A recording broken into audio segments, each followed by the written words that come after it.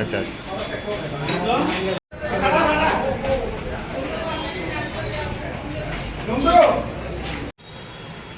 এটার বিস্তারিত তো কালকে আমাদের স্যার তো সব দিয়ে দিয়েছে। আপনি যেহেতু সদরের এইচডিপি হিসেবে নামগুলি আমি বলে দিচ্ছি, সৌরভ ভট্টাচার্য, সুকান্ত দেবনাথ এবং আকাশ বণিক, তিনজনকে অ্যারেস্ট করা হয়েছে এবং এরা তিনজনই এফআইআর নিলে পিছিয়ে।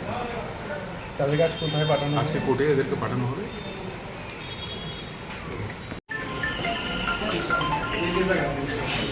বাবার হোসেন